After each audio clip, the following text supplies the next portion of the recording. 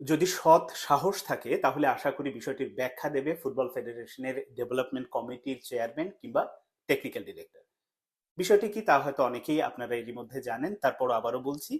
সেটি হচ্ছে যে বাংলাদেশ অনূর্ধ্ব 19 দল যেটি সাব চ্যাম্পিয়নশিপ উপলক্ষে যশোরের শামসুল হুদা একাডেমিতে ক্যাম্প করছে, এই টিমের গোলকিপার কোচ হিসেবে যাকে নিয়োগ দেওয়া হয়েছে, মূলত সমালোচনা, বিতর্ক, আলোচনাটা তাকে নিয়ে শুরু হয়েছে, ইমরান হোসেন ইমন।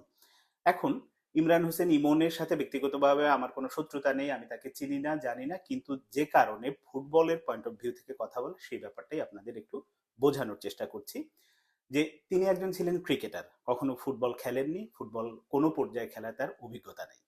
এখন ক্রিকেটার হয়ে ফুটবল কোচ হতেই পারেন, এটা দোষের কিছু না, অন্য যে কোনো ডিসিপ্লিন থেকে এসে অন্য ডিসিপ্লিনের কোচ বা এরকম হতেই পারেন। কিন্তু সেই হতে গেলে তার তো সেই ন্যূনতম অভিজ্ঞতাটা থাকতে হবে। আমি খেলোয়াড়ি অভিজ্ঞতার ওই চ্যাপ্টারটা বাদই রাখলাম, ওটাতে আসছি। কিন্তু একজন কোচ হিসেবে আপনার ক্লাব পর্যায়ে, জাতীয় দলের বিভিন্ন পর্যায়ে, সেটা এইজ লেভেলে হোক বা যে কোনো ক্লাব পর্যায়ে, তার অভিজ্ঞতাটা থাকলে তাকে অবশ্যই বিবেচনা করা যায়, বিবেচনা করে তাকে নিয়োগ দেওয়া যেতেই পারে। কিন্তু এই ভদ্রলোকের এইরকম কোনো রকম অভিজ্ঞতা নেই, শুধুমাত্র সার্টিফিকেট নির্ভর একজন তাকে নিয়োগ দেওয়া হয়েছে। অথচ আমাদের দেশে জাতীয় দলে কাজ করেছেন, বয়সভিত্তিক পর্যায়ে কাজ করেছেন, আমি নাম ধরেই বলি, বিপ্লব ভট্টাচার্য আসলে কি দোষ করেছিলেন, তাকে নেওয়া হয়নি কেন?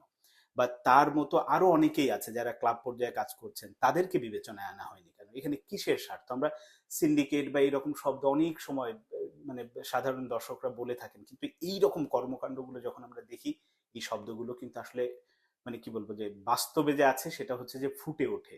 ধরে নিলাম যে বিপ্লব ভট্টাচার্যের বেতন বেশি, অথবা বিপ্লব ভট্টাচার্যের সাথে আপনাদের পার্সোনাল কোনো ঝামেলা আছে, সবই মেনে নিলাম, আপনারা দেশে কোনো কোচ পাননি, আপনার ফুটবল উন্নয়নের কথা যেহেতু বলছেন, আপনারা বিদেশ থেকে একজনকে নিয়ে আসতেন, পিটার বাটলারকে, কাবরেরার মতো মানে একেবারে অকেজো কোচকে আপনারা মাসের পর মাস হাজার হাজার ডলার বেতন দিয়ে পুষছেন। আপনি ডেভেলপমেন্টের জন্য এরকম ভালো একজন কোচ আনবেন না?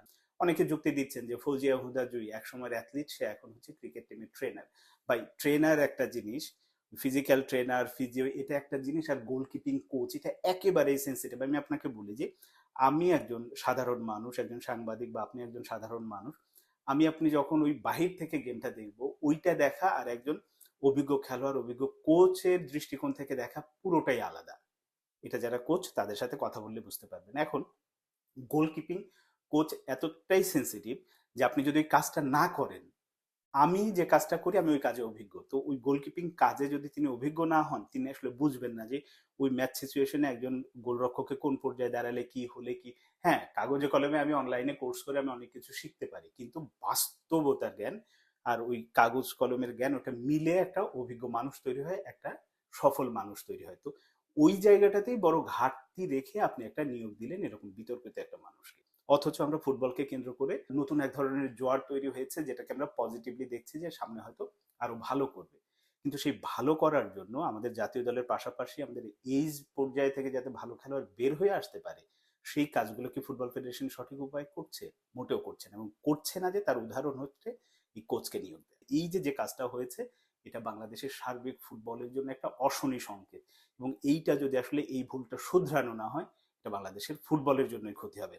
সাফে হয়তো ভালো করলেই সব কিছু ঢেকে যাবে, সব মানে উধাও হয়ে যাবে, কিন্তু মূল কাজগুলো যদি আসলে বাচ্চারা যেটা শিখছে, যে পর্যায় থেকে শিখে এসে জাতীয় দলে আসবে, সেই শেখাটা যদি ভুল শেখে, সেই শেখাটা যদি প্রপার ওয়েতে না শিখতে পারে, তাহলে এই যে ফুটবল নিয়ে এত কথা বলি, এত আশা করি, সবকিছুই জিরো হয়ে থাকবে।